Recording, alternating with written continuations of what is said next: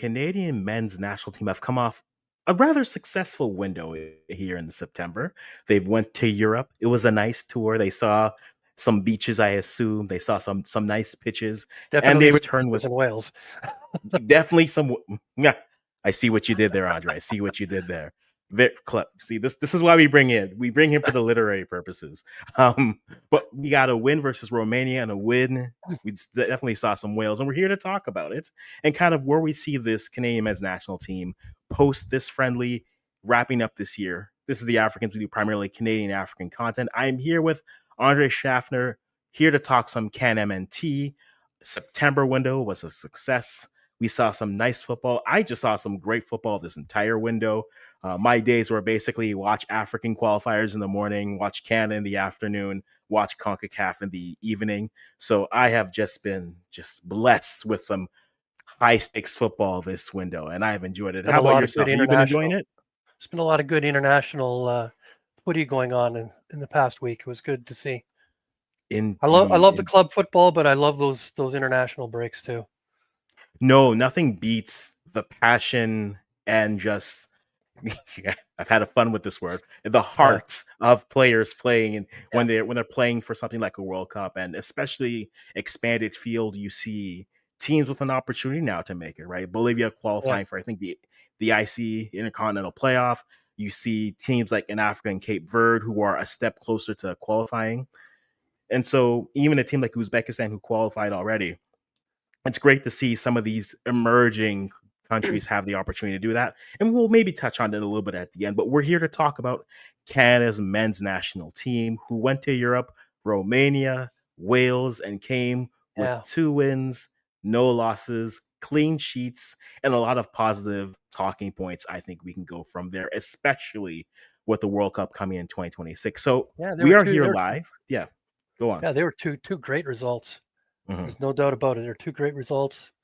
I think both games were a complete team effort.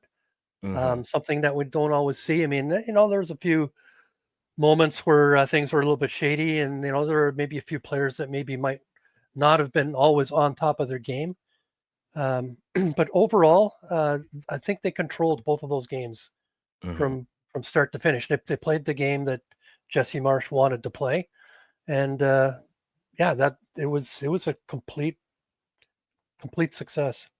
No, definitely. And you definitely saw one of the more complete games that they would have played. I think Wales is one of their more complete games. I mean, you still had back and forth. This wasn't full domination, but you definitely, I felt a lot better after the Wales just because it was a little bit more of a comfortable flow. How about you? Did you have a preference between the Romania or the Wales game?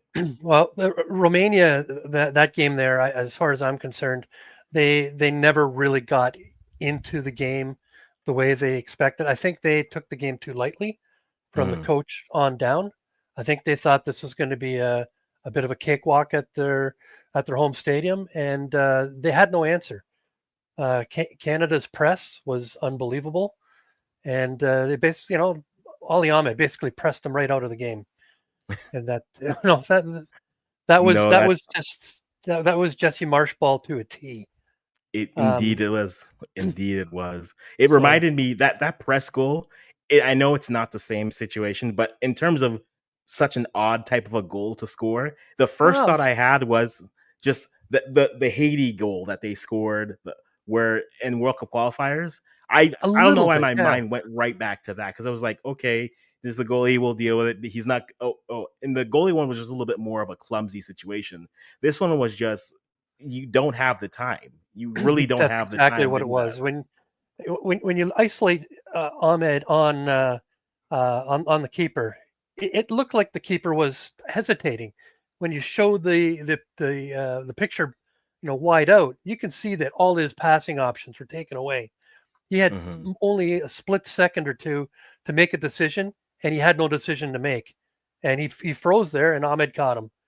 And mhm. as Ahmed said, it was a screamer, right into the net, just as he You drew it don't up. miss that shot. You don't miss No, those opportunities for certain. But let's talk about that Romania game that we had here. So Canada came in that game. We're gonna use SofaScore here, guys. So just to use a little bit of a comparison, so we kind of see what happens with that. But in that game, we had in goal for Canada Max Crépeau, you had Richie Larea, Derek Cornelius, Luc de Fougerel, and Nico Seeger as your back line.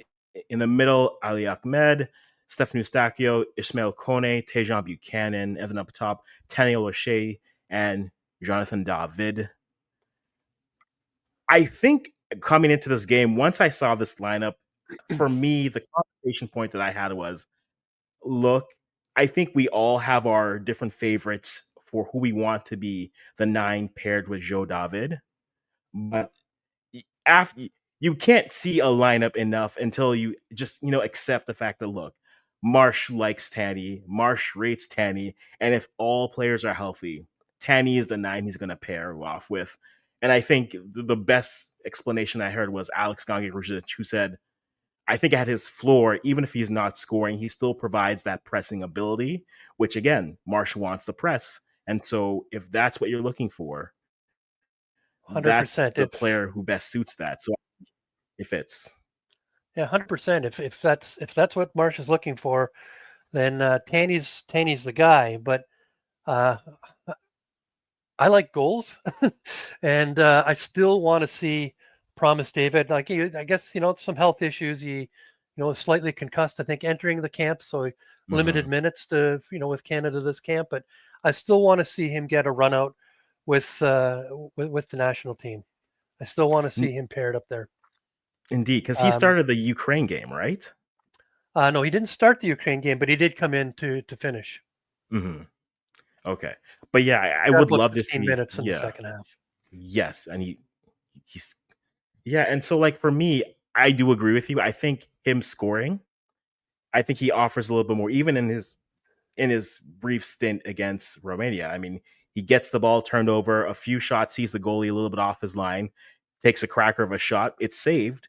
But you don't have that with some of the other forwards, and it's just that dynamic ability to just, hey, shots from distance. Yeah, and especially with the direct comparison with Tanny is Tanny seems to want to have that ball teed up a little bit more for him to make that perfect shot. And with Minnesota, he was getting lots of those. The amount of time he has on that ball in the box is not even half as much as what he's getting in MLS or what he had there. And I don't know what he's going to find in La Liga. He's going to have to realize that his decision making is going to have to be that much faster. I think that's a skill that Promise has already grasped onto. Maybe not perfectly yet, but there was no hesitation when he got that ball. Just wheeled it around. It wasn't perfect. It was sort of a half volley, but his instinct was, it's got to get on the net. I got to strike it hard. And, it doesn't have to be placed that perfectly necessarily in that situation, but I got to get it through the crowd at the net. And, that's the kind of game that he's going to bring. He doesn't necessarily bring the big lungs, so to speak. His game is power. It's all power and speed. He does have that. He might not be the marathon runner like Tanny that'll be able to go 85 minutes, 90 minutes. But that's the thing, with the argument about Promise saying, well, he can't press for 90 minutes. I don't think any of the Canadian forwards are expected to press for 90 minutes. Yes. In that Romania game, David came off, so did Tanny. I think if Promise David can give you a hard, solid 60 minutes where he's banging bodies and just wearing down the opposition, I think he can be an amazing tool for the CANMNt. He's a wrecking ball with speed. He's a menace. He's a handful. He brings something that not many teams can bring players like that. The only obvious one that I can think of from the last, maybe 10, 12 years is somebody like a Romelu Lukaku. Big solid body, and even he's not as big as Promise. Promises, Promise is just as an athlete, he's a specimen. He is just he's a freak of nature.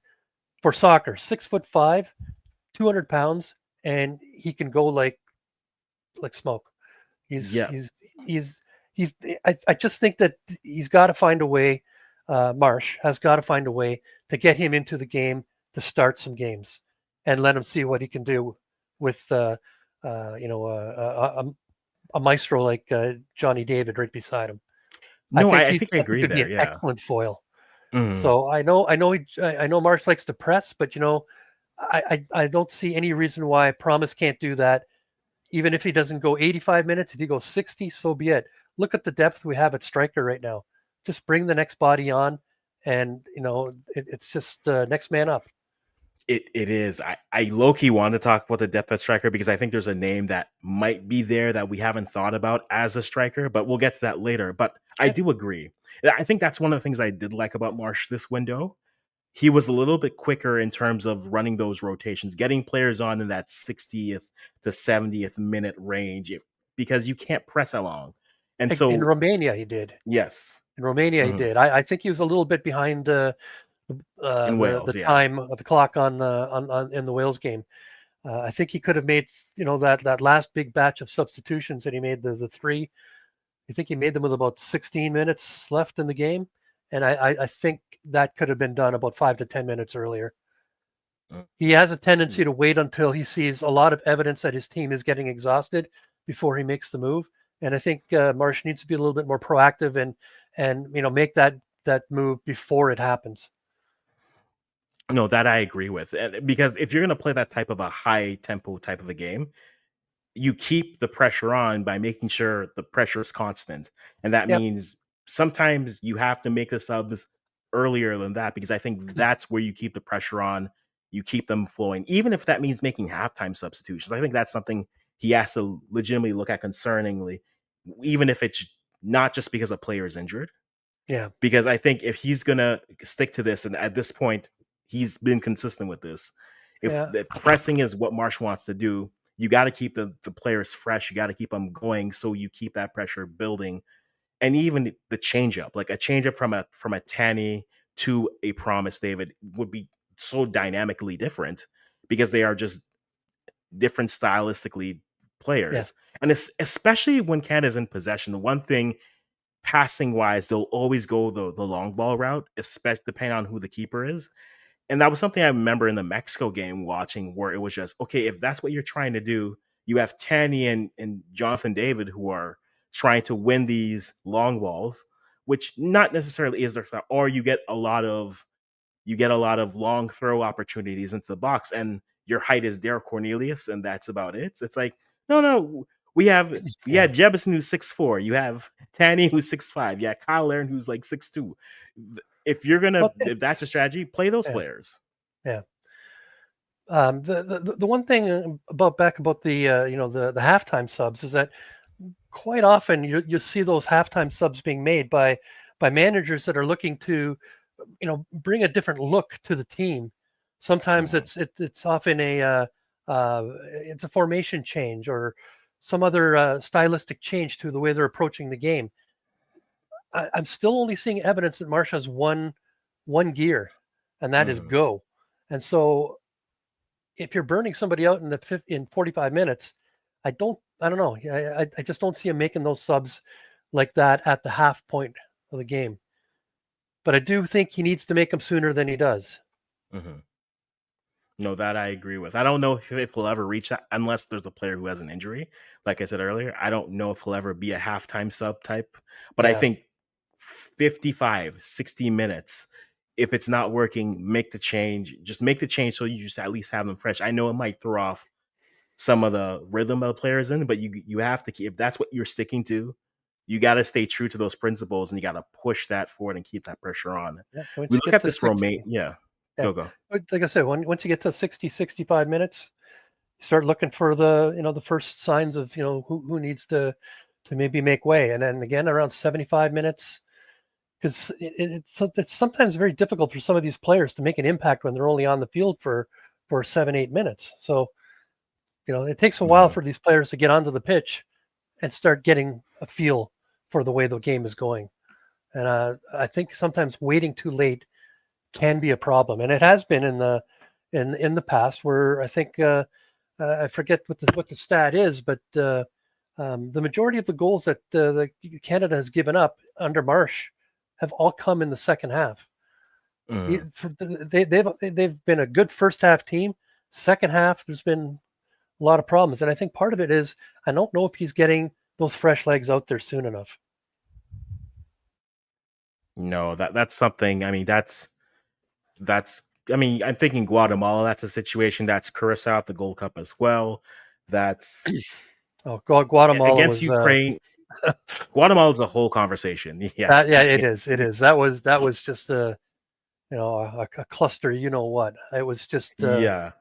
just watching it live on TV, and I'm just I was just incredulous at the decisions that Marsh was making. I think that loss is about 90% on him. But anyways, The- we digress. Let's talk about we Romania.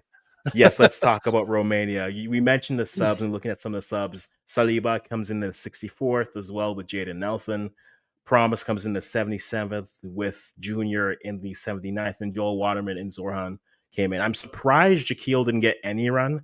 Marshall Reddy, I thought maybe he'd get a little bit of run just based off of just to get a look here, but Yeah, that's this is the crew that it is. Junior Hoylett is intriguing to me because he's a player. There's an overall conversation where stylistically, the other nines, right? Tanny has his pace. He'll have a lot of opportunities. He won't necessarily finish at a high rate, but every once in a while he'll have a good stretch. But Kyle is a bigger body. Promise David is a bigger body. Theo Bear is a bigger body. oh Daniel yes. Jebison is a bigger body. Junior Hoylett, the more I think about this, Junior Hoylett might be the closest replacement or mimic for Jonathan David if he's not available. And I don't think it goes over me that he is sub for David in both games. I know Yes. Kyle Aaron isn't around, and maybe you look at that and say maybe be Kyle, but I don't think that's a coincidence that Junior Hoylett comes into this camp and his two gets his two cameos by taking Joe David off. I Do you think Hoylett is working his way into being one of those nines for this roster?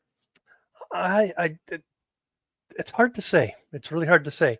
Uh, he definitely he doesn't have the legs he once had, so Mm-hmm. that's why he's not like he's a winger, but he wasn't coming in to play wing. He was coming in to play as a basically as a second striker or a 10, Yes. and be that creator, that link in the center of the midfield, and bring his experience.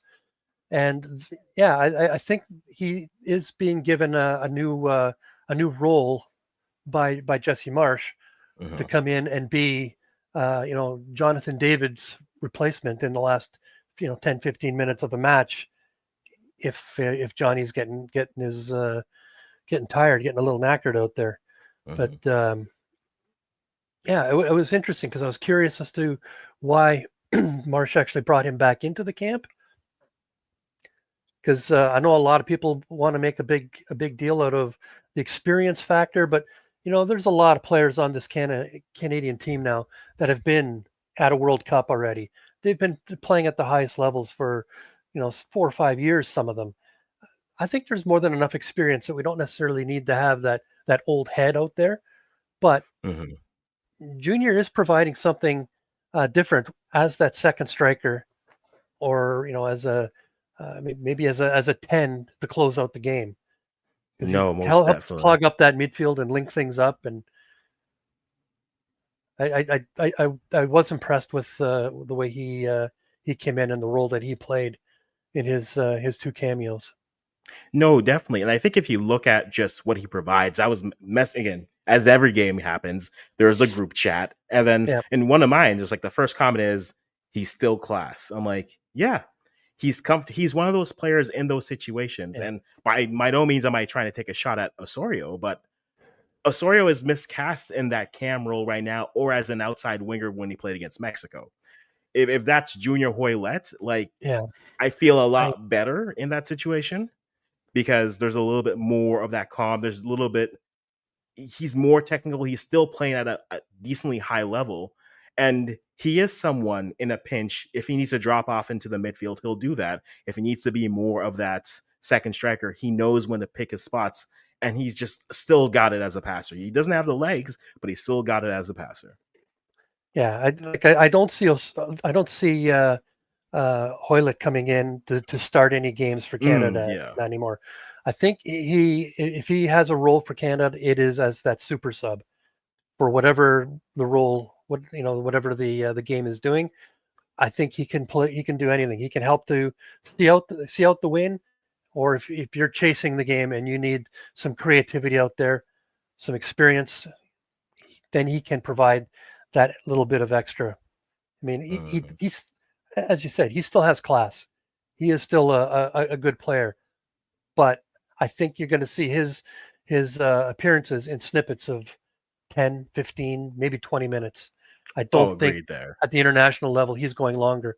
And I think that leads up to the problem that you mentioned with Osorio is, and I love also, I mean, he's been one of my favorite players for quite a while with TFC and with Canada.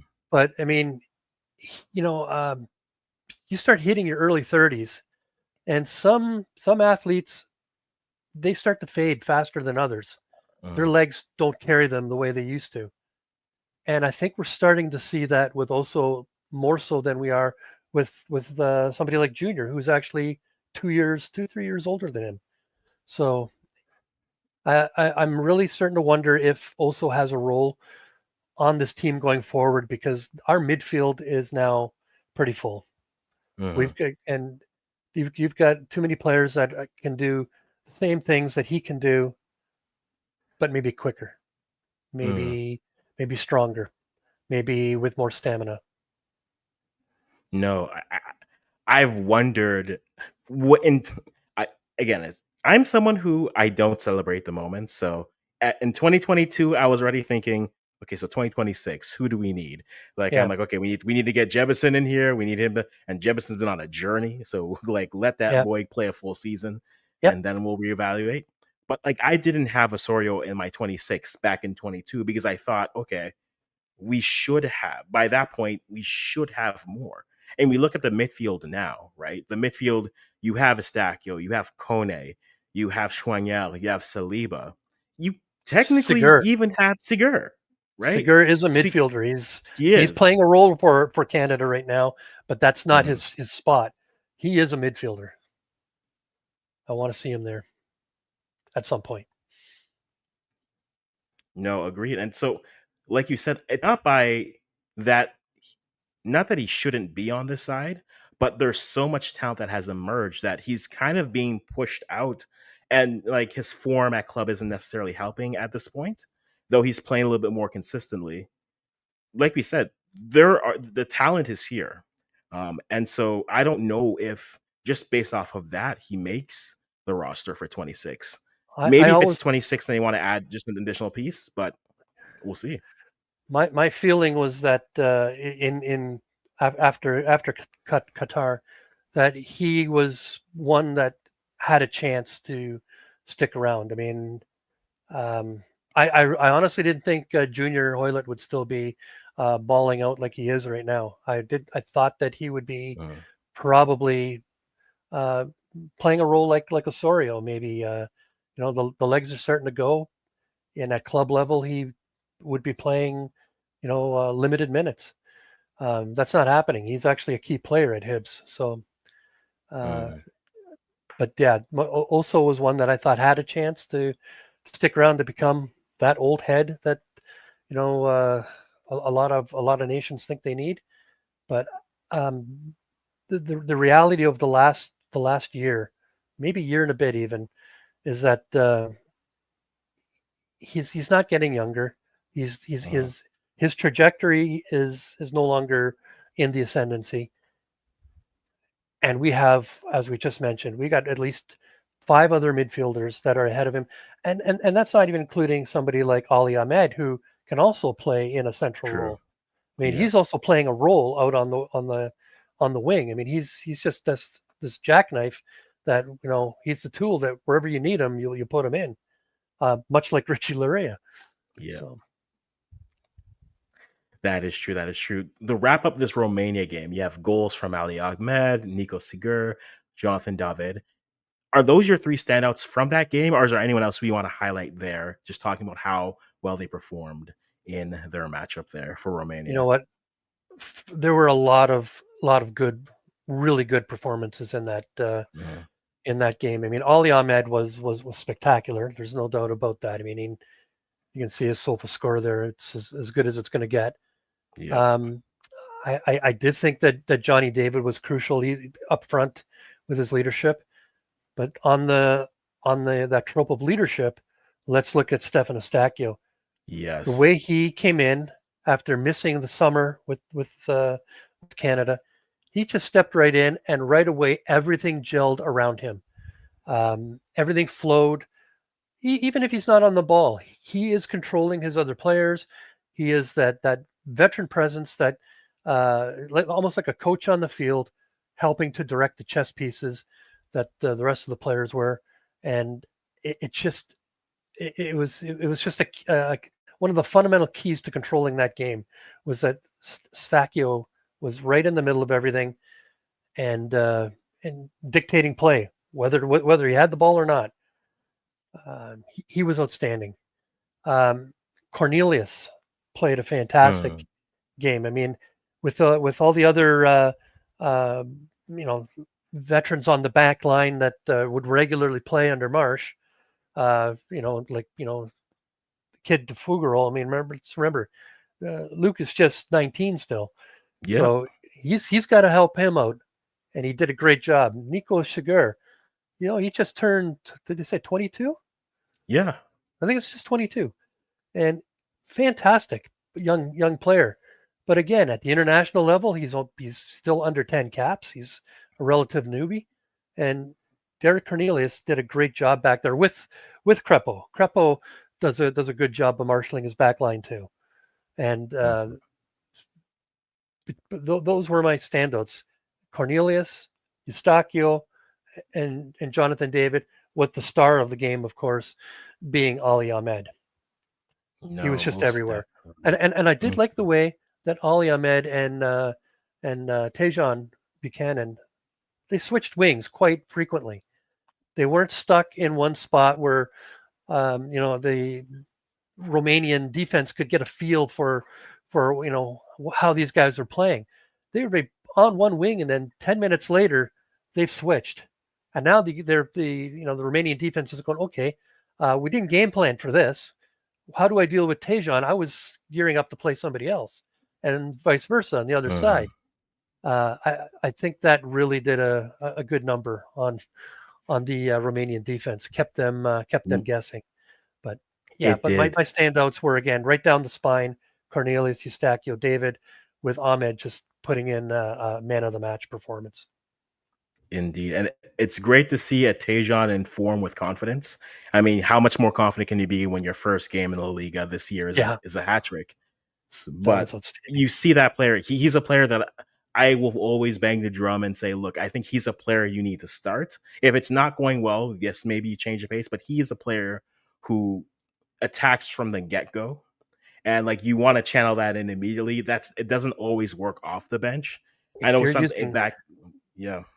if you're using any formation with a winger or an outside mid like that, for me, he's one of the first 4 or 5 names you're going to be throwing on your lineup. Mhm. He's He's he's my he first has to too. be there. He has to Mhm. be there. Agreed. I do agree there, but I loved what I saw from Tejan. Seager gets the goal. Before that, also his birthday was yesterday. So happy belated birthday, Nico. Um, but I love that Luke DeFugerol.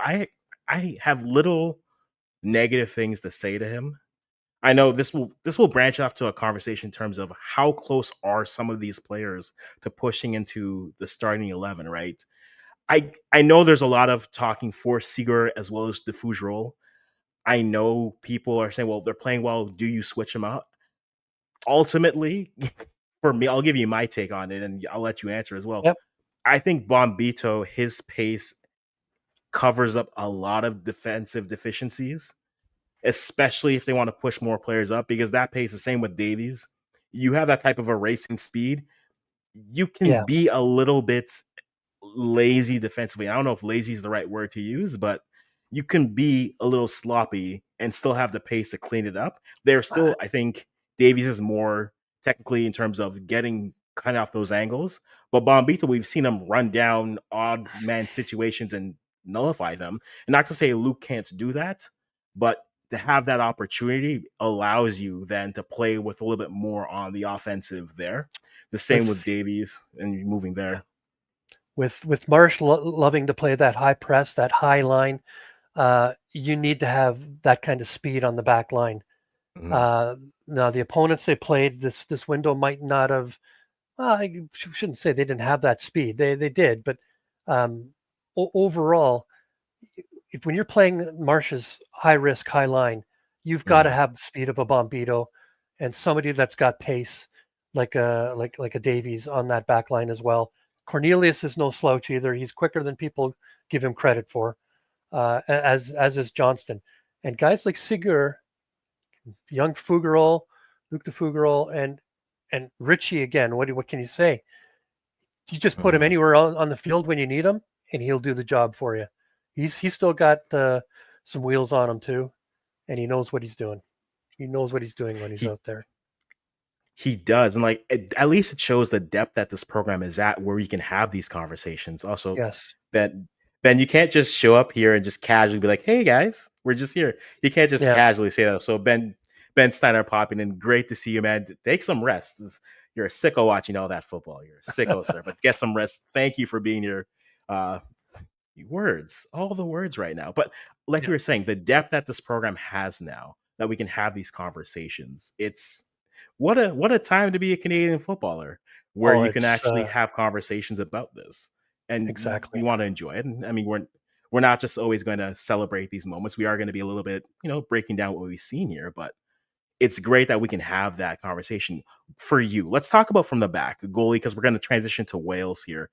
Max Yep. Crepeau versus Dane St. Clair. What's your preference in terms of starting goalkeeper for Canada moving, at least for the end of for the rest of the year? Do you think they should still split, or at some Well, point we're going to settle on a goalkeeper? we know that is exactly what Jesse Marsh is going to do. So Mhm. whether you have a preference for one over the other, you're going to just be yelling at the clouds at this point. So you might as well just accept that Crepeau is going to get one game, and St. Clair will get the other game, barring any injuries. Mhm. That's all I can say about that. No, and that's Ultimately, probably yeah. ultimately, I do think that St. Clair has the edge for me. I know that's not a popular decision with some of the rabid Canadian men's fan base right now, but you know he's got the profile of a bigger goalie. He's got a bigger wingspan. A lot is made out of Crepeau being a little bit more vocal out there. He's definitely more animated, but I don't know if he's really that much more vocal than Dane is out there. If you really watch him playing out there, he's marshaling his back line quite well. That game against Wales, uh, you know, there's a reason why Wales was also having trouble penetrating the defense.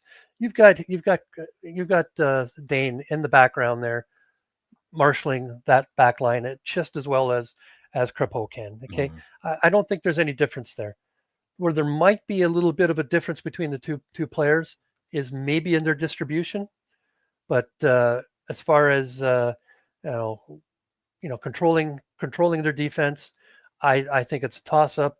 And then when it comes to being that shot stopper, um, I still think the length and reach that Crepeau can, or sorry, that Dane St. Clair can Dane offer can over give you, Crepeau yeah. is crucial. And it's not like you're talking about somebody that's 6'5" over somebody that's 6'2". Mhm. Crepeau, as far as I know, he's barely pushing 5'11". He's not the tallest goalie, especially at this level of soccer that you're going to see on an international level. So um, that can be a limiting factor sometimes. But yeah, for the rest of the year, we're going to see both of them play each, one game in the each window for October and November, and then next year we'll see what what comes out of it. But if I were to cast a vote right now, it's going to be for Dane St. Clair. No, I think with Max, you have a higher floor in terms of what you're going to get with variants. I think Dane, you have a higher ceiling. And I think the conversation comes down to what do you prefer? We've seen Max perform well at Copa America. Yep. We saw Dane get opportunities at the Gold Cup. Now, do you blame Dane for some of the goals he conceded? Not entirely. In some of those situations, maybe you hope that he steps up a little bit more. You find sometimes Dane is a little bit hesitant, whether it's coming off his line or not. Whereas Max may be a little bit more fundamental in terms of his movements there. So I personally prefer Max, but then I'm someone who I've told you before. I think Max should have been the goalkeeper in 22, but Milan was going to get that start. I think just the year he had. But that again, that's me. That's my feeling on it. But I think we're going to go back and forth. It's interesting that we're playing, other than Australia, 3 South American teams for the rest of the year, which we'll cover Yeah. a little bit as we get through. But I think that'll be a better challenge in terms of a little bit more on that, CONCACAF Coleman Bowl football that we've missed for. Yeah. We had a nice little palette change here in Europe, and now we're going back to our neighborhood, back to Yeah. the football we know. But we'll talk about that in a minute. But Wales, right? We win that game 1-0. Derek Cornelius with the ode to center backs who can put in a good penalty. Steven Vittoria sends his regards. Okay. Yes. When I saw that goal, that was my first like Steven Vittoria That was is one of my out first there. thoughts too. Is shades of Stephen Vittoria.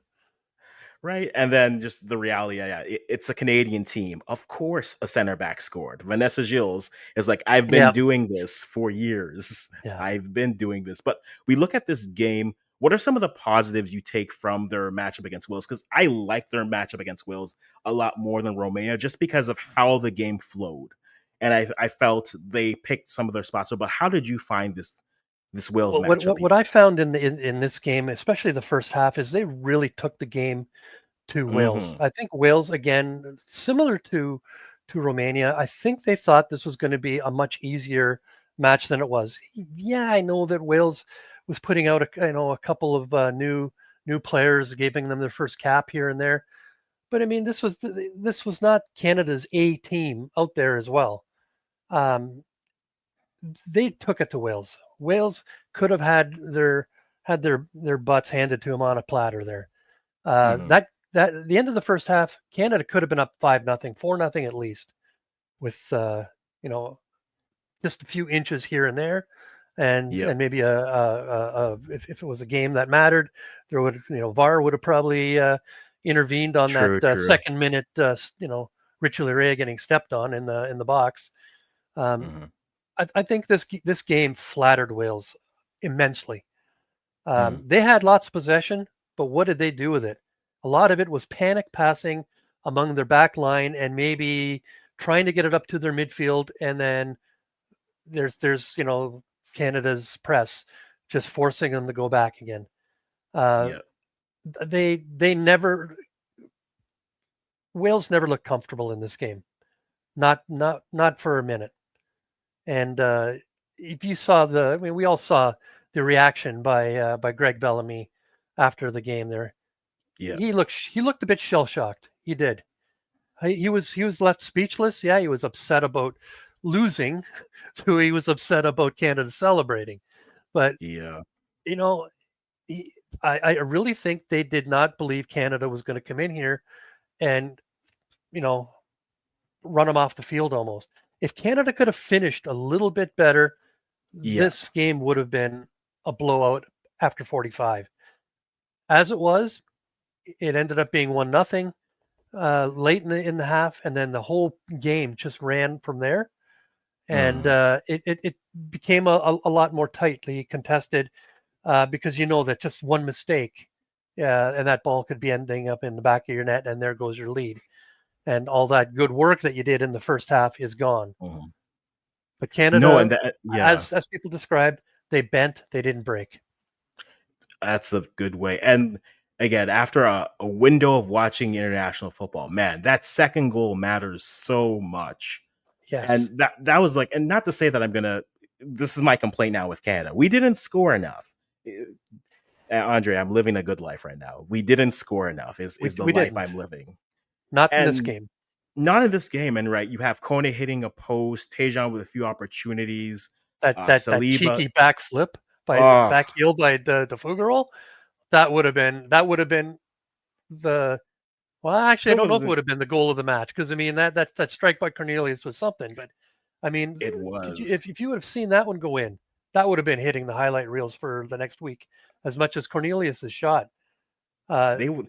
It would have been a window of a nice yeah, set of goals. You had Seeger's goal against Romania. Then if that goes in, whoo! yeah, I'm feeling well. I'm feeling well. But it's if you're gonna play that high event type of football, you do need to finish your chances because you're yeah, not gonna get that many chances.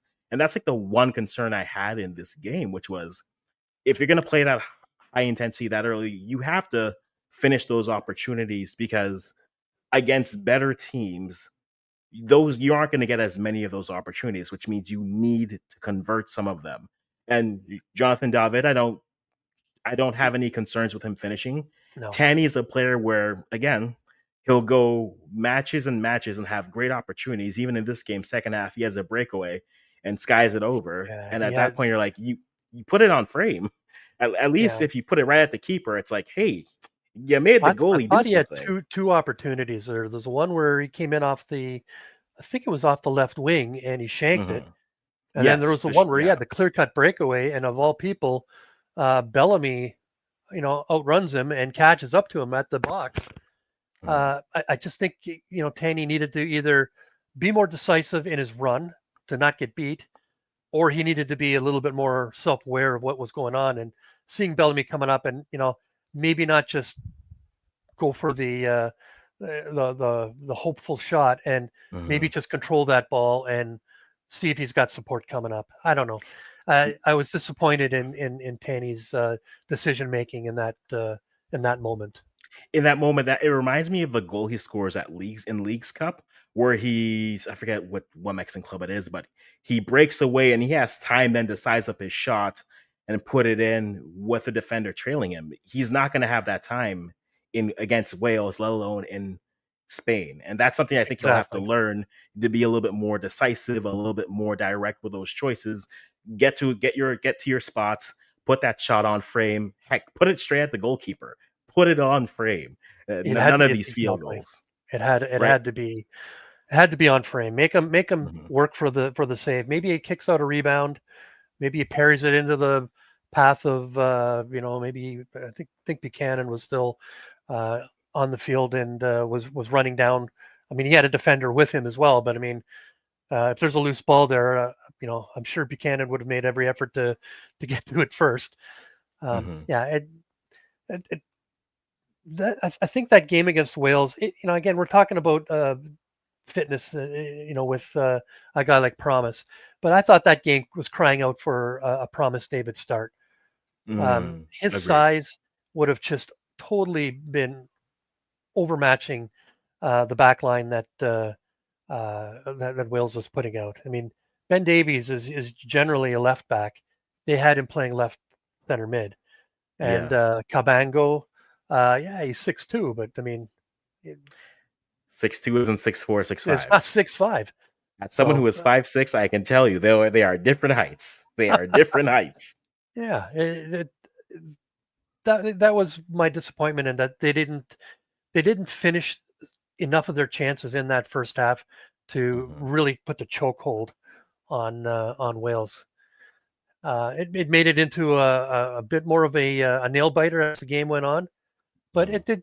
it did allow the Canadian team to um, you know show off its defensive chops maybe a little bit more because Indeed. it was a tight game. They needed to be airtight.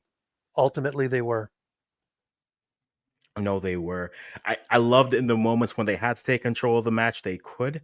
Ishmael Kone, I know this window gets the headlines for the shout again. He's never, unfortunately for him, with that Marseille video, he's never gonna run away from the allegations that he's just a problematic diva type of a player.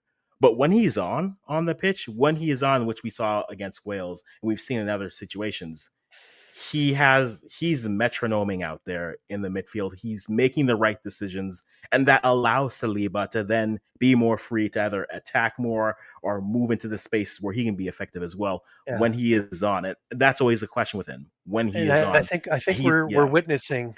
I think we're witnessing Jesse Marsh taking a page out of Wilfred Nancy's book on mm, how to coach and how to not necessarily coddle, but to nurture Ishmael Kone. And you know what? I think the results aren't there just yet, but Kone played a solid, if not maybe not a spectacular game, other than that that should have been a goal off the inside of the post. But yeah. he still he gave it an honest work effort out there. Um, he's a big body, and I think he really gave the Welsh midfield all it could handle a lot of the time. Mhm. But Nathan Saliba, wow, another great effort he put in. He looked like a veteran out there. He, I don't want to say it like this, but it almost looked like we didn't miss Steven Eustáquio in that game. He just came in there and he filled the Eustáquio role to a T. It was Mm, a coming out for Nathan Saliba, because this was no cameo appearance that he was making anymore. This was considered an important game for Canada's run into the World Cup next year, and a lot of responsibility was placed on his shoulders in this match. And he came through. He came through. he he did. I think my only concern sometimes I have is when I look at the profile of the midfielders, I don't necessarily look at them as like they can play anywhere on the pitch. I always look, okay, this is more of a attacking. Kone is more of an 8. Saliba's more of an 8 to 10. They're both there. So I see 2 8 to 10s in the midfield. I'm like, okay, do we have enough defensive cover?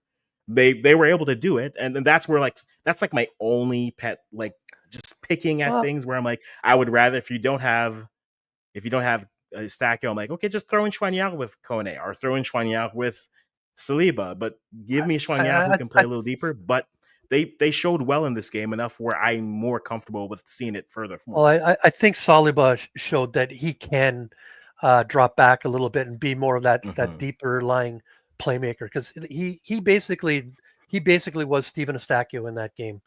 He mm-hmm, he was the more of a 6/8, allowing Kone to be more of an 8/10. mm-hmm, They weren't playing a diamond, but quite often it looked like um, Kone was playing a lot higher up the pitch than Saliba. Saliba was the one back a little bit further, pulling the strings, snuffing out any chance of uh, Wales trying to get a hold of that midfield. And mm-hmm. I think there's plenty of um, defensive chops with a guy like Saliba out there.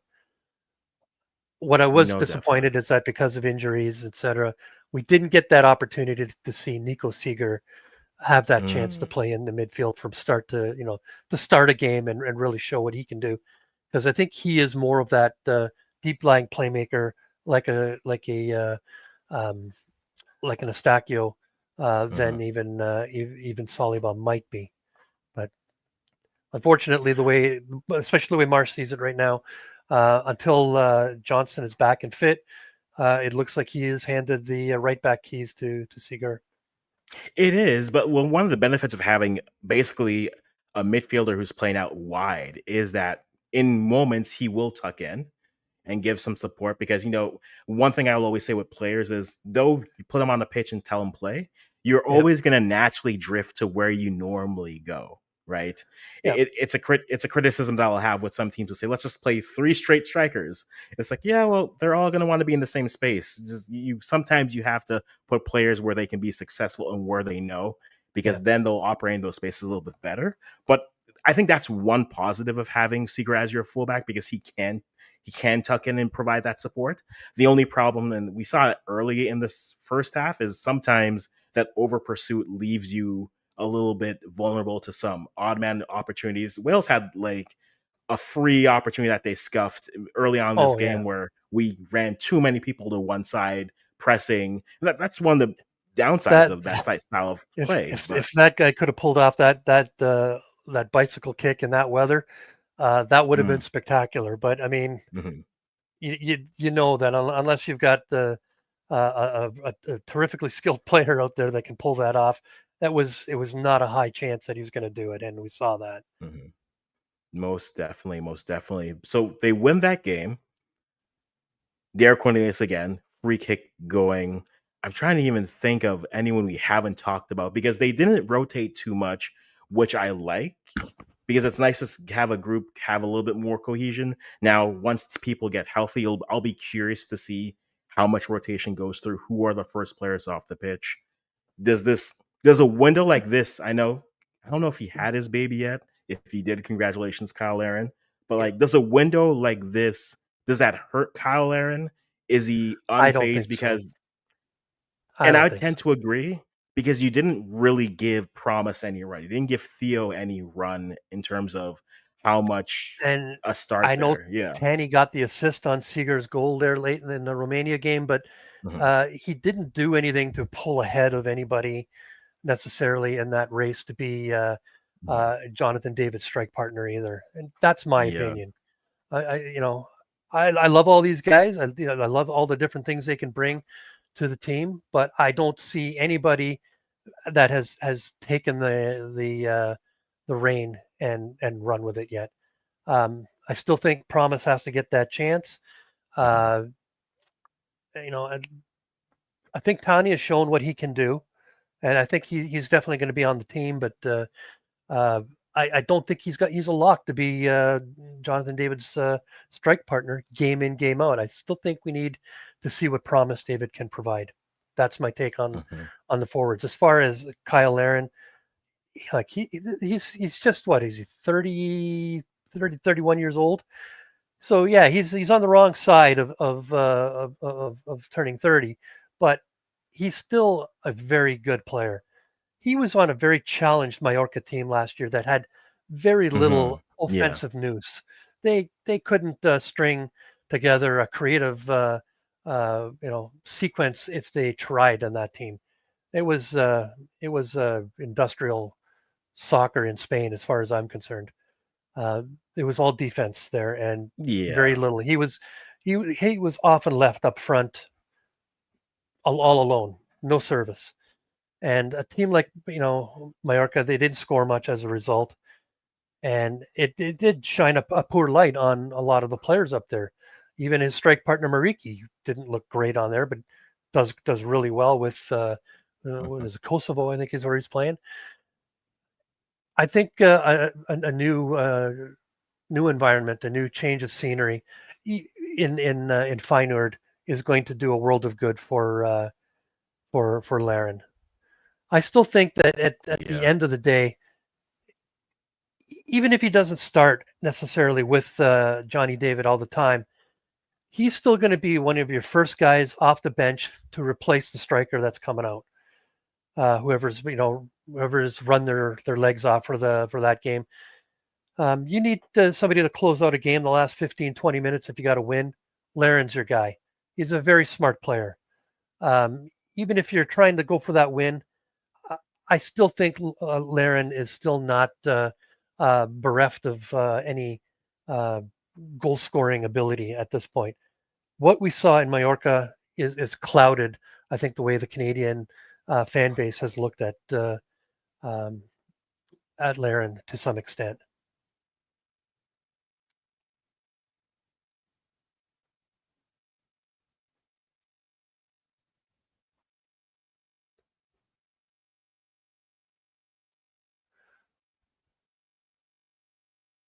But no, I do agree with that. I think with Laren, he's still solidly a good that veteran presence off the bench. He's someone who can give you that hold up presence at the end if you're trying to either get a long ball in or change that depending on the style of game you're playing near the end there. So I do agree. I Yeah, think I just had a bit of a hiccup there, but I think we're back. yeah, Perfect. I think we're back. So when we look at now this roster, we've seen this roster here, 26 we're going with 26 and 26 because yeah. it's catchy and it's fun. um what what's your starting 11 for the World Cup as for you as it stands now? Because I'm curious to see what you have in terms of that Well, going through. since everybody's forcing everybody to come up with a starting 11, we can do that. But uh, I just want to make, put it on the record that I think the chase for looking for that starting 11 is a bit of a rabbit hole, in my opinion. There's enough players with quality Which I do agree and with. the Yeah. depth on this team right now that I think that you got to be looking at who's in form, who's healthy, and let's maybe tweak a little bit. Look at who your opponent is, and maybe make your decision as Mhm. to who you're starting based on those kinds of decisions. Right now, you know, Mhm. it's really hard to say who's going to be your starting 11 when you've got some unsettled positions on the team. Goalkeeper is its own story, So and yeah. then you've got the left hand side of the pitch right now. I mean, yeah, when you got Alfonso Davies back healthy, he is going to be there. He's starting. Where is he starting? Is he going Yeah. to be pushed up? Uh, you know, or is he going to be, being asked to do the yeoman's work back there that Marsh's wants him to do at left fullback? But if he's back there, then you're cutting out some good fullbacks. I mean, again, talking about injuries, but still got Sam Atakubi.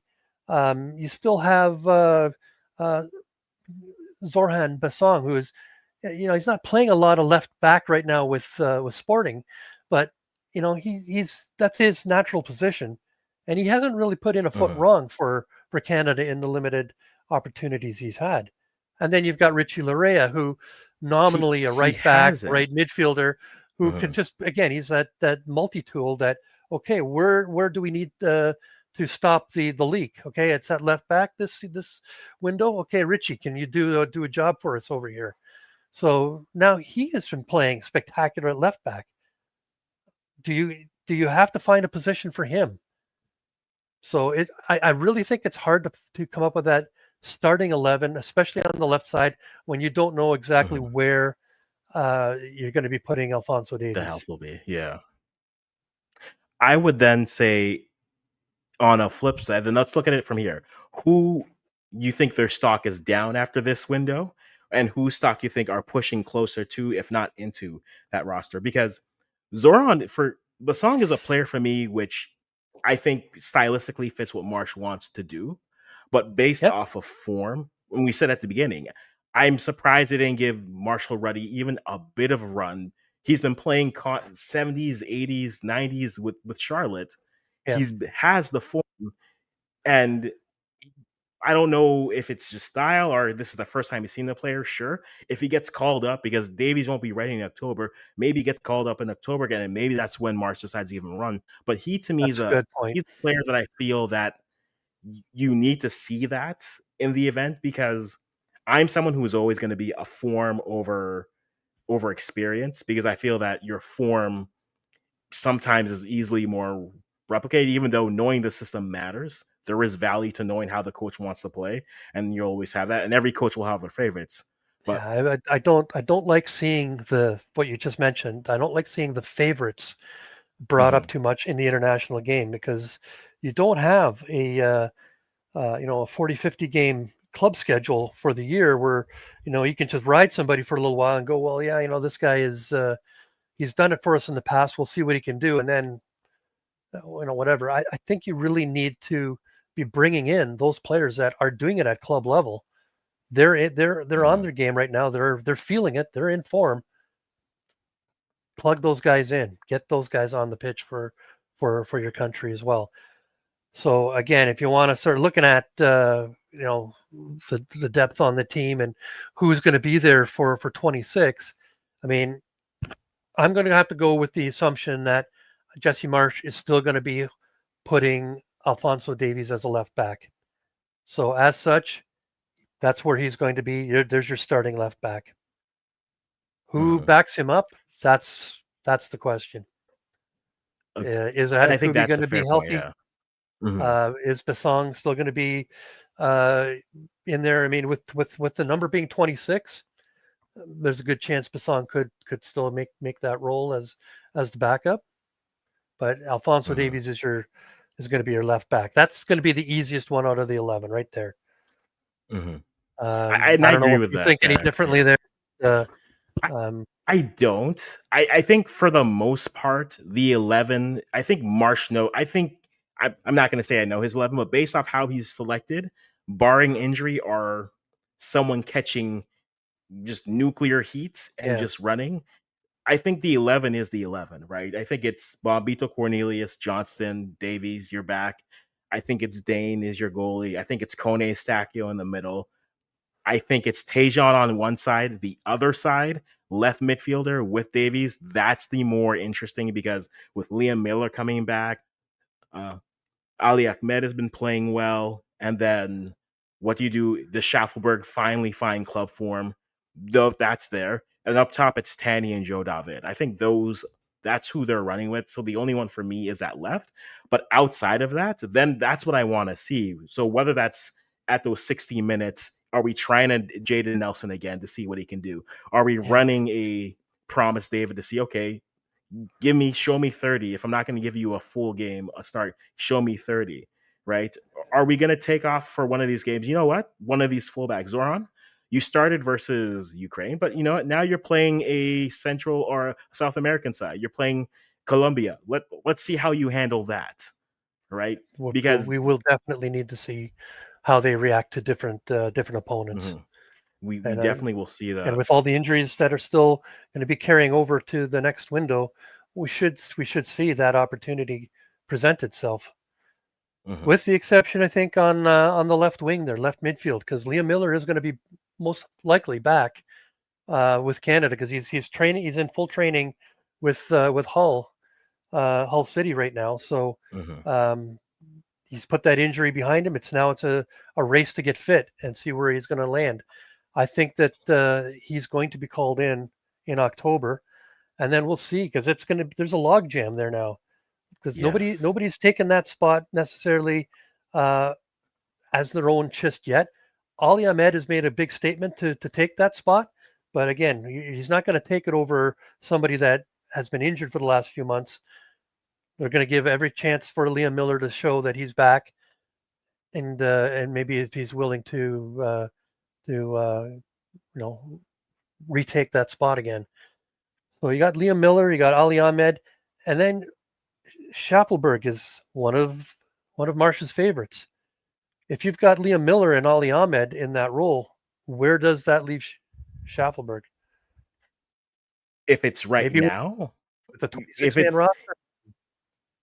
if it's right now and those two are healthy, my argument would be yes, Schaffelberg has the goal, has Copa America, but at club, he's not doing anything that Jaden Nelson isn't already doing. So if He's it's not. right now, I'd go Nelson over him. But again, the World Cup isn't right now. But And if just to muddy the water a little bit further, uh, yeah, Nelson's doing everything that Schaffelberg has been doing.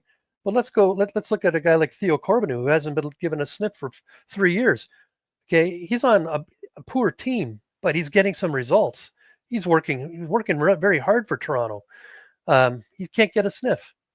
Let him, he's got the tools.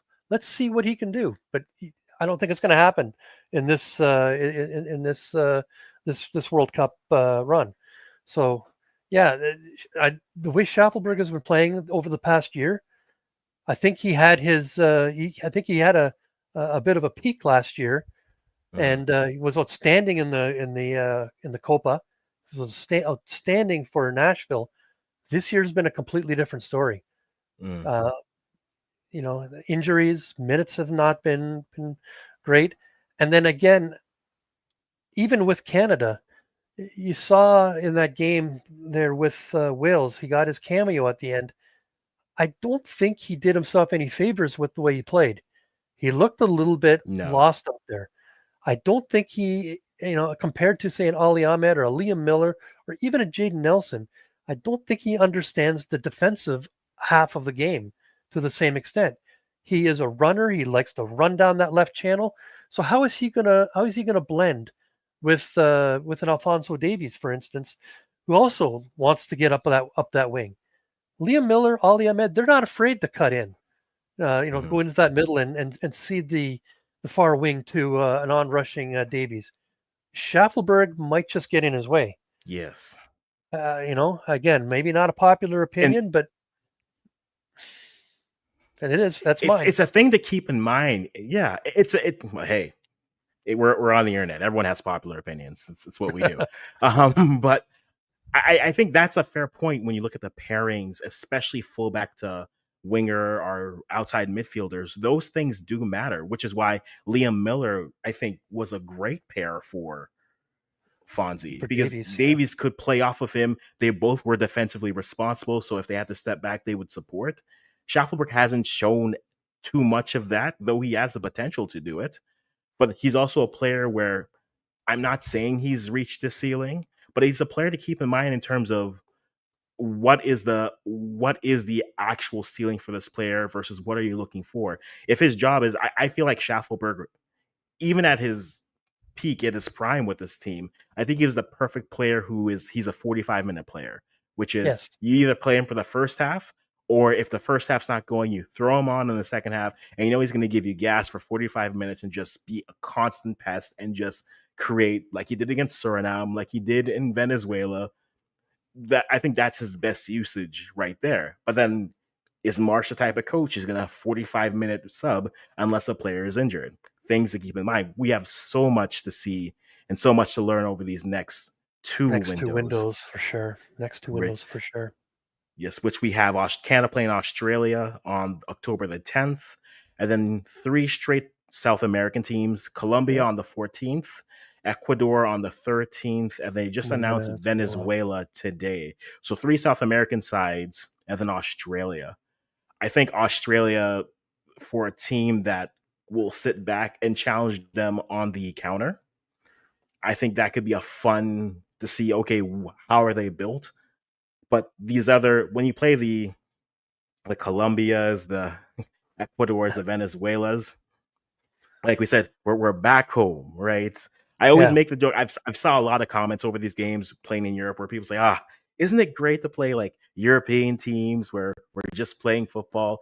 And I've wanted to, but I haven't. But every fiber in my body is just like, your guests don't know your schedule, but your neighbors do.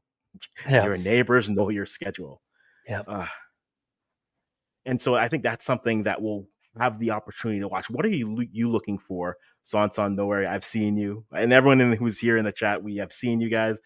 We haven't jumped in. We haven't come in, but I see that Shola Jimo has game. He did score a few for the U17s, but I think he's a player who He's for he's the a future. 2030 He's for the earliest. future. I think there's a lot. There's way too much pressure being put on Shola's shoulders to be another Alfonso Davies type. I mean, every young star that comes up, I think in Are Canada you the now, next Alfonso everybody Davies? wants them Yeah. to be the next Davies, and you know what? That's got to stop.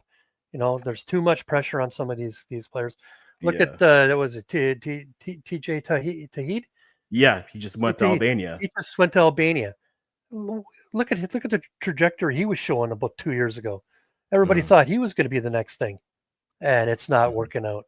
I think there's just way too much fanfare and way too much expectations being placed on some of these players, and I think we got to settle down a little bit. We do, and because not only that, I mean, if you look at the women's side, I feel like we're about to enter an era where everyone's looking for the next Canadian Olivia Smith, and I'm like, Yes. hey, she is one of one.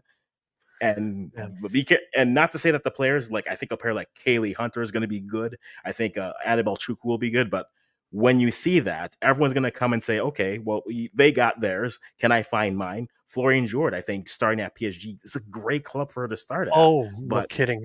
I think there's Canada's future goalie on the women's side. She's gonna be so well in the middle of that midfield. But go, I love that there. And then Steph, I see you. If form really mattered, Pantemis would have been called up by now. Pantemis should have been called up by now. I agree. But we didn't I'm even I'm with Craig Forrest on this. It is a mystery why probably the second most informed Canadian goalie in the MLS over the past year and a half hasn't gotten a sniff, not even an invite. It makes no sense to me, none to me. But Like I said earlier, and it's been mentioned a few times now, it's pretty obvious that Marsh is going to pin his hopes on one of either Dane or Maxime Crepeau, and that's that. Everybody else, you're just there to fill out the numbers, and Mhm. maybe in the future, if depending on your circumstances, but uh, yeah, Pantemis should definitely have been brought in, probably back in June Mhm. already. I agree, but I mean, McGill is there. There's the Owen Goodman situation, which is we're Oh, gonna put a pin in it right now yeah, and just yeah, not even look at it for now. yeah. The amount of the conversations I have with Jaden I Hibbert with all the loved Jamaicans who are just following. like, Just as a side note, I love following uh, the way Owen Goodman was developing in the lower English leagues there, because it just mhm, looked like a well thought out plan for him to make his move up. And I thought he was probably ready to already be Canada's third goalie, with an eye towards 2030. But now yeah, you're hearing all this background. He doesn't have the background to get Canadian citizenship, let yeah, alone yeah, landed immigrant status, unless he were to sign with, say, Montreal or Toronto, Vancouver, and play 4 or 5 years there. And that's not what we're looking for with the next goalie for Canada. We're looking for that next goalie that's going to make it big in Europe. So mhm. yeah, that whole Goodman thing was a disappointment, at least to me. It was, but I mean, for me, I went from one chat with my Nigerian friends to be like, okay, maybe you have a chance with him. Like, maybe you do. And then all of a sudden, Jaden Hibbert gets put in. I'm like, oh, so now I'm now with the Jamaicans yelling about Yeah, goalies. Great, thanks guys, thanks. You're doing yeah. me all the favors right now. But I'm curious. I know he wasn't gonna get a run there, and I know literally I was on a stream yesterday, and the last thing we said was, look, Hibbert wasn't given any calls, so if we're Jamaican, we need to make another run at him. But I think Well, it's I it thought I yeah, heard that Steve McLaren did try to he convince him was.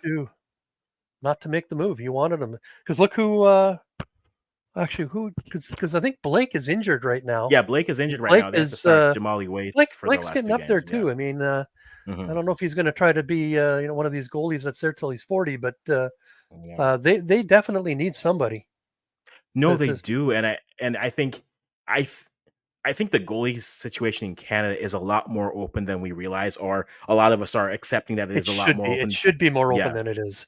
Hmm. It's actually a closed shop between Dane and Maxime. Yeah.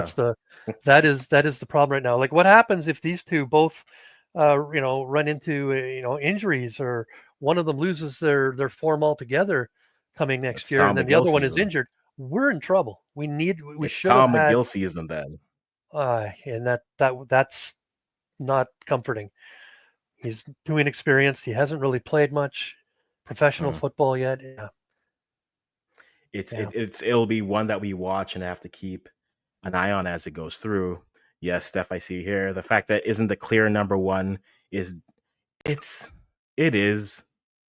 Like, I think the most frustrating thing with him was watching the first two penalties against Guatemala, where I'm like, okay, you guessed right. You just didn't you just on the ground, sir. On the ground. And Yeah. that's the most fun. He'll There's move another in the right comment. direction, but he doesn't get there. Yep. Got another comment there about St. Clair, and um, yeah, I, I'm not opposed to that line of thinking either, because with Crapeau not even a clear starter with his club team right Mhm. now. Um, I, I I do struggle to understand the logic of having Crapeau being held up to be that competition for St. Clair.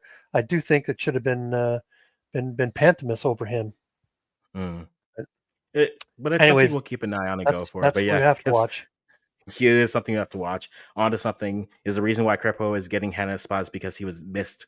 I don't know if that's why he gets it. I've said this many John times. Herdman's not the manager anymore, so there's no Yeah. I It's wish he it's could have been there type of thing. it it is. And I mean that 22 turned into it turned to the lifetime achievement awards. And like if that's what you're doing, cool, that's cool. Whatever. I'm not the coach. That's what you're doing. I would have preferred to gone with the goalie who was in the better form, but it was that was a lifetime achievement awards. And hey, still we had a good showing. No wins, but a good showing. Yeah, well, But that'll be interesting. that was the fall where Crepeau broke his leg quite Yeah. seriously just before the World Cup there. So that's why he ended up not even being the number two on the team. I think actually Pantemis was the number three behind St. Clair as the number two in the Qatar Cup there. Hmm. I think that's where you look at it and you wonder, yeah, well, we have to wait and see what that. But the next three friendlies, is there a game in particular you're curious or excited about in terms of what Canada will have to do or the type of opponent they'll face? Again, Australia, Colombia, Ecuador, and Venezuela. Well, I think you already hit on some of the interesting parts about Australia, but I think Colombia and Ecuador will be interesting because they're two South American strong squads that Hmm. are not Argentina and they're not Brazil. It'll be interesting to see what do they offer. Um, they will be like not saying that they're not going to offer anything. They will offer everything for Canada as an opponent, and I'm curious as to how Canada will match up with their styles of play. Hmm. And I am curious for that. Colombia, pretty, yeah, everyone but Venezuela here have qualified for some form of World Cupping. Yeah, And so I Venezuela's out. They're not even in the mhm, running for playoff. the playoff Yeah. spot right now, which is kind of surprising. They really had a poor World Cup run, but um, because of that, I wasn't excited about seeing the announcement today about Venezuela being their opponent in their second opponent in November. But then again, you have to understand there's not a lot of teams that they can go to No. at this time because everybody else is still heavily involved in their own World Cup qualifying campaigns in a lot of the other conferences. So Mhm. you get who you get at this See, point. and I said, I think the last video I did here with Lane from On the Rise, I was saying Africa in November only has their intercontinental playoff, but then it's also the month before um AFCON. So I Yeah, was saying, like, you know what? Go to Morocco and say, hey, we'll play Morocco in Morocco. And then whether you get Nigeria up there who are getting ready for AFCON and not the World Cup, or any of those other sides who won't be playing for already. Egypt is already qualified, yeah, Tunisia. Like they could have done a North African tour. I don't know if they want to do it just based off of stability in the region and the likes, especially for like, I don't know if Egypt would be that. I know people would have those concerns, but yeah. I I'd think be from a concerned footballing about them going to standpoint, Egypt, but Morocco, I think, is among those North African countries is about as mm, stable as they're going to be. I mean, yeah, use the word loosely, but yeah, they could have, or they could have met them in Spain, or something like that. exactly. It wouldn't have been that difficult to hold a camp in Spain and have them come join them in a couple games there. Hmm. Yeah, I would have liked to have seen Canada get, and maybe that's what's going to happen in March and June. They'll get their opportunity to get a few games in with teams from Africa and Asia Yeah. as well. Mhm.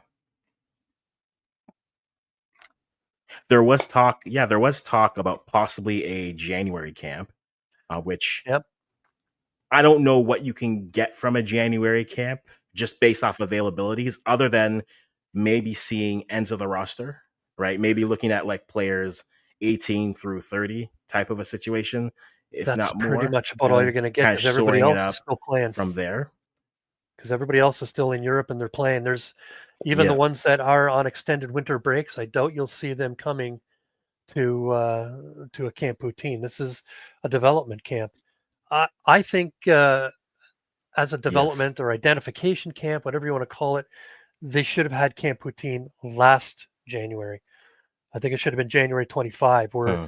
you get to see some of these younger players on the fringe and see if they can thrust themselves into the picture to compete on the 26th. I think leaving it for January is leaving it a bit late. Um, and other than maybe Yeah. some of the MLS players that are obviously out of season, has given them a chance to stay fresh. I don't know what else they're going Hmm. to accomplish out of this. I think it's the wrong time. I think a Camp Poutine would have been better this past January than this January. But I'll take any camp poutine we can get because anything is better than nothing. No, that's true. That is true. And now you made me start to think about, wait, when does Nations League start? We're about to host a World Cup, and I'm thinking, when does Yeah, Nations League start? who cares? It's World Cup. I know, Once but World then I'm Cup's like, okay, over, we maybe can that. worry about that again. I know. Yeah, I don't celebrate moments. We've been through this, Andre. I don't yeah, celebrate moments. yeah. But no, I think that's true. I think you could, unless you're looking at the back end of the roster, there's not much. And again, most of that would be MLS wise. So unless you're saying, hey, let's take a look at like another run at Noble Okello, depending on how much running he's getting. Jaquil Marshall, whether you give him a run or you just do a training camp where you just have some open trainings, whether that's out west where the climate's a little bit better. You can do it in BC Place. Hopefully they put it in grass at the Well, beginning of the I year think if so they're doing a there's camp poutine, I grass think they're there. going to be in But like the. something like that, and you open to public and then building the brand. I think it'll be in the U.S. someplace warmer climate. Because if they're going to be able to even have any hope of getting any teams in for a game, it's going to have to be in a sunnier climate. So you're looking at Mhm. California, Yeah, maybe Texas, maybe Florida. Florida's been probably their Florida. go-to quite a bit, Yeah, but it has been their I could go-to. even see them going to California for a change. Mhm. Could be that could be a fun just West Coast, depending on what they want to do. But yeah, I think that could be a good option for them as it is. We've I'm being doing good. We're keeping these to 90 minutes. It's a length of a game, no extra time. This isn't the World Cup. The ref's not putting up 17 Yeah. minutes of additional time. So no, I like this. If any, I know we've had like a constant like 6, 7 folks here. If any of you guys have any questions before we wrap up, throw them in. And I'm just thinking off the top of the dome here, but yeah, I'm as much as we would love to have conversations about the roster. Again, for me, I think the starting 11 is set. I think Yeah, the starting 11 I is very think much if you're set. looking at who he's going to put out there for his 11, I think 10 out of the 11 are picked, and then it's a matter. Hmm. I think it's a two-horse race, not for Liam Millar, and Ali Ahmed for Hmm. that left sided Hmm. midfield role. And a behind closed doors, no drones required goalie competition will Yeah, be happening there. yeah, So I think that's it. Other than that, I mean, you know what I'll say, Andre? Watching World Cup qualifiers not having to qualify is both great and it's a little FOMO. Like I miss the energy. I miss the stress of just like, okay, we got to go to Honduras. Okay, this is yeah. gonna There test me. that is true. That is true. Mhm. But it is nice to have this opportunity to go to Romania, go to Wales, Mhm. meeting up with Australia, and again get these South American teams in for some games. I think they'll take a lot out of it, and the way that Marsh is looking at this, and the same way that Greg Bellamy did, they weren't looking at this as an international friendly. I think the way Wales was actually advertising it was as an international challenge match, Well, it was a and challenge that's the match. way. Yeah, and that's the way I think Marsh has been approaching this, Mhm. and correctly so. As it's not necessarily a friendly for us because this is all we have, and we need to make the most of it. So Mhm. it's good Because, you know, to be able to see these other teams outside of our confederation because we know we're going to be playing those teams at the World Cup next year. no, that's true. It does make you I know they effectively just use the Club World Cup as their run through, but it does Yeah, make me miss the Confederations Cup. Just the yes, idea of just having it, I miss. Because that would have been a perfect test run for it. Or I thought they would have actually for the Gold Cup, they would have actually expanded the field a bit and given us more. Actually, that's a pet yeah, peeve. I'm gonna get on a soapbox here.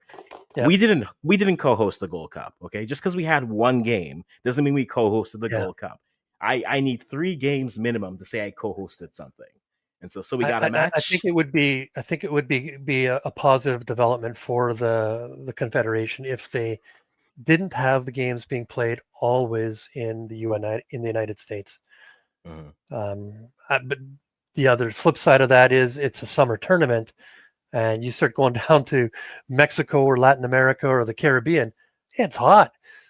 I mean, look at how hot it was in the U.S. already for Yeah. the Club World Cup, and the complaints that, and again, rightly so. I mean, games were, played on 40-degree heat, and your shoes are melting on the artificial turf they were using sometimes.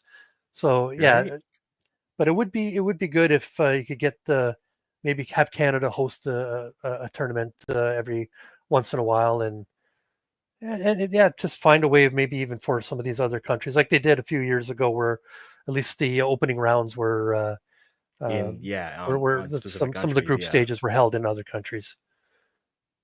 I am a firm believer of the regional tour. If we're doing tri-country hosts for Yeah, World Cups now, you're telling me that Central America couldn't band together and say we're hosting the Gold Cup? You're saying the Caribbean couldn't be like, okay, we're going Trinidad, Jamaica, choose whichever 4 islands, and then you're gonna put it there. I think it's you know, not an impossible thing to do, but I think the organizers will look at the states and say, well, we can find all the fans for all these countries in America, and America yeah, has the facilities, which is a fair point that they'll have. They do have all the facilities to do so. yeah, but this might also be a way for some of these other countries in the Confederation to give them a chance to maybe invest in their own infrastructure as well. I don't think you're going to be able to get some of these smaller countries to necessarily host an entire tournament, but you could Mhm. have like a Panama Costa Rica tournament, or uh, you know Yeah. Jamaica with, I don't know, Suriname or something like that. Just Mhm. having these joint tournaments like they're doing all over the world now for World Cups. Canada, Yeah. Mexico, US. It doesn't always have to be there, and I think the a lot of Americans would like that too, because I think it's kind of made their team go a little soft in a way. Always playing at You home. yeah, it's true. You nothing nothing hardens you quite like pause. Like going on a road trip and facing opposition, right? Because you build that fortitude, you get those calluses, and you build that. And I think some teams have missed, and I think that's helped Canada in some Yeah, ways where they've had to go to these other places and play well. But I would again a Central American, because I think, like you said, logically, if you tell a country, hey, we don't need 8 stadiums, you just yeah, need two. That's yeah, it's like, okay, we just got to order grass. Okay, cool. And then now in doing that, now you've made them make an investment into their infrastructure.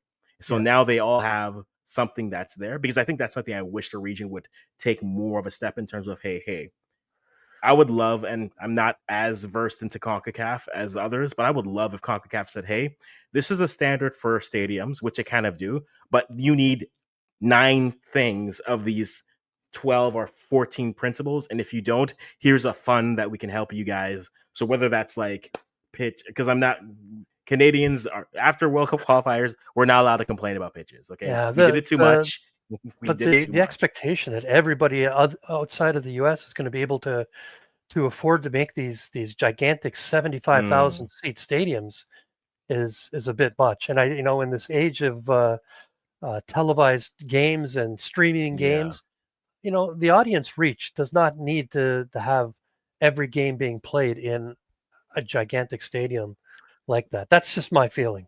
Maybe you can No, save the semifinals and the finals for a place that's like that, but you know, spread the wealth. That's my opinion there. agreed. Like it's the same conversation we'll have with Canada, where I say, like, if we had maybe more, because I think the standard for, say, youth tournaments Yeah, is 60. It's 6 to 8,000 in terms of their capacity, yeah, and it's so that's just where. But that's the standard for Concacaf and some FIFA tournaments. So to me, I'm yeah, like, if we had more, and this is more of a CPL NSL conversation, if we had more teams clustered together, whether that's on the East Coast and were grass pitches, then you could have those arguments, say, hey, yeah, we're hosting the FIFA U17s, or we're hosting the CONCACAF regional, because CONCACAF's even going to more of a regional approach now, where they're saying, okay, we're going to put the teams in these locations. cut down the traffic and go from there. Yeah. And I think that could really open it up, because that's less stress than a 6,000 stadium is still expensive, but it's less stressful than, say, a 75K seat stadium, unless, Michelle Kang comes in and is like, I believe in sports, and says, I'm building this. But yeah, I'll give you these comments here. Steph, El Salvador and Honduras need major upgrades, maybe. And then it should be the standard of at least a Nicaraguan stadium. Okay, I don't know the stadium itself, but I do know that they need to upgrade. They need to be able to have VAR. They need to have the proper facilities in there for the fans and the teams. That the surface has to be proper. They have to have proper lighting. But I don't think you need to have 60,000 capacity. That's what I'm getting at. A lot of great football games have been played throughout European history on stadiums that are 15 to 25,000. And these places, they're never going to sell out 60,000. And even if they did for once a year, what for? That's not good value for their money, anyways. Again, I'm probably use that term. I'm probably yelling at the clouds again on that. That's it.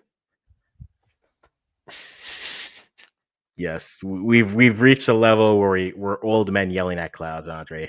We've reached that level. But I think that's going to wrap it up for us today, guys. Thank you for everyone who stopped by. If you're watching this, listen, I'm keeping these 90 minutes. If you're watching this on a rewatch, give us your thoughts on which Canadian player stood out, or anything we would have mentioned here when we were spitballing here at the end, guys. Thank you. Andre will be here when you're here next, I guess. The ADHD is real, so I don't plan things. But we stick to the script.